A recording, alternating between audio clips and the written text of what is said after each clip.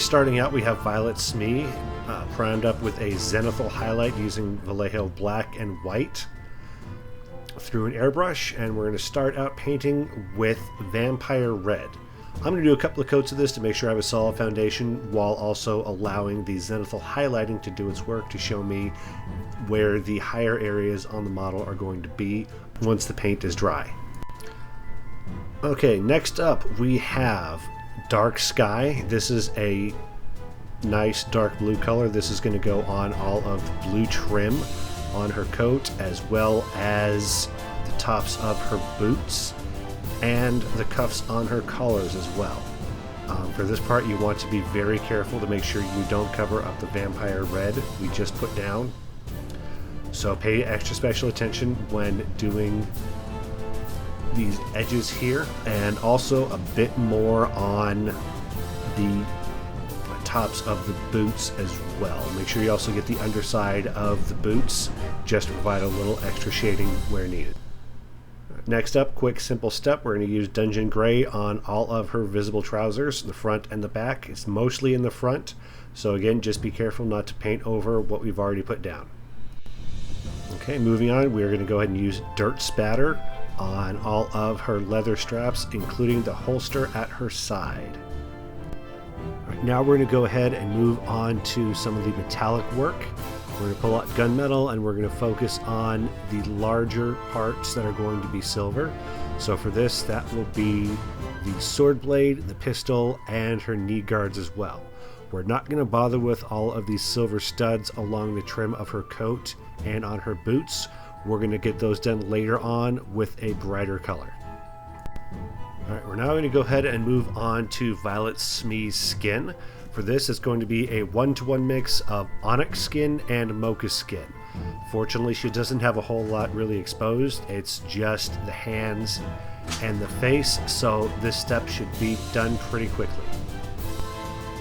Okay, so now we're going to work on Violet Smee's rather impressive headwear by pulling out some matte black and putting a solid coat over all of those bits there. If you wanted to, you could also go ahead and put a coat of black onto the base as well if you prime the same way I did. I decided to hold off on this now because these ones are going to have more involved bases that I'm going to be doing separately. Okay, now we get to the tedious part of Violet Smee, and that is painting all of the gold.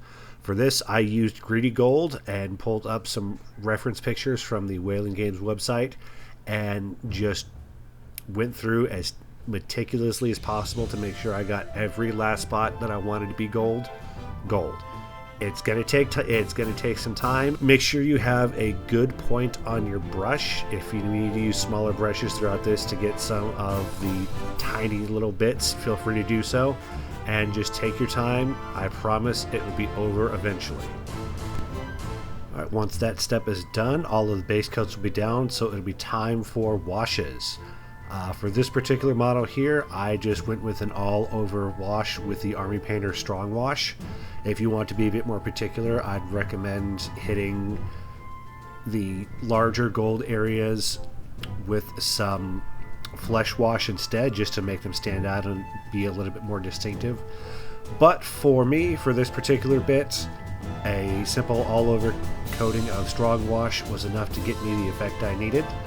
So be sure to let this fully dry before you move on to avoid any unsightly issues later on. Okay, once the washes are dry, it is time to highlight, and for this we're going to start out with Dragon Red. We're going to paint this on all of the previous areas that we had painted with Vampire Red, but we're going to leave the darkest recesses shaded as they are. We're going to go back with one more red to brighten things up, but this one here will be a good mid-tone to work from. Alright, next up we're going to pull out Griffin Blue, and we're going to do an edge highlight over all of the blue areas. Here you want to be very, very careful that you don't flood some of the details with the lighter blue. This is going to be really tricky when you're doing the trim on the coat on the back of Violet. Make sure you have a really good point on your brush, and here, just like with the gold, take your time. Don't try to rush this step. Alright, and after that we're going to go to a little bit of an easier step. We're going to pull out ash gray and we are going to work on brightening up her gray trousers. Here we're basically just going to cover up most of the exposed gray. We're going to leave any of the darker coloring and wash left into the recesses. Everything else is going to get brightened up nice and pretty. Alright, next up we are going to highlight all of the leather, and we're going to do an edge highlight of Monster Brown. Again, like I said with the other edge highlight steps, take your time, get a good point on your brush. Make sure you're only using the edge and only put on a small amount of paint to ensure that you don't end up flooding a lot of the detail areas that we've very painstakingly got base coats and washes down for. Alright, so now it is time to brighten that gold back up. So we're going to pull out bright gold and we're going to work on highlighting all of the gold areas. I'm also going to take this opportunity to hit a couple of areas that I neglected to paint with the greedy gold earlier on, mostly the designs on her boots as well as the end of her belt buckle on the side that her pistol's on. Again, just take your time, work nice and slow. Slow is smooth and smooth is fast, and in no time you'll have all this done and we'll be ready to move on. Okay, we're getting into the home stretch now, so we're going to pull out plate mail and we're going to start highlighting the already established silver. We're going to focus mostly on the top edges of the sword blade. We're going to do an edge highlight there. We're also going to pick out a few specific parts of her pistol as well to brighten up a little bit and make it a bit more distinct. So now for the final tedious part of the base, and that is shining silver. We're going to add that to the sharp edge of the sword blade. We're also going to put a tiny dot onto the tip of the blade, and we're then going to add this to every single stud on her coat and on her boot. Same thing as I've said before. Good tip on your brush. Go slow, be steady, and before you know it, you'll be done.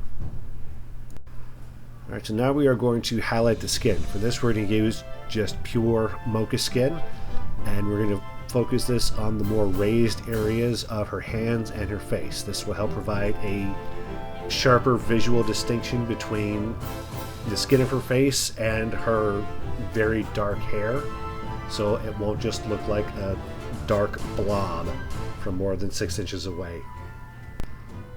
Okay, we are getting into the home stretch now. We're going to pull out Mars Red and we are going to add a final highlight to the red coat. Now you want to focus this on the uppermost raised areas to provide some extra visual distinction and make the red pop just a little bit more. Here you want to be really careful to not spill over any extra paint onto other parts of the model because we're so close to being done at this step. And finally today we are going to round things off with a quick edge highlight of dark stone for all of the black areas. Now you want to be careful not to do this too much, otherwise it'll go from looking like black to a very dark gray. Which is good if you're Lego Batman, not so good if you are literally anyone else. Once this step is done, you're free to base the model in whatever basing style you've chosen for this particular detachment or faction, depending on how you play it, and you will be ready for the table. Alright, here we have Violet Smee, totally painted up, and the base is totally done. This was just a quick page base I managed to go together. I'm going to do a separate tutorial on this once I get chance to some additions.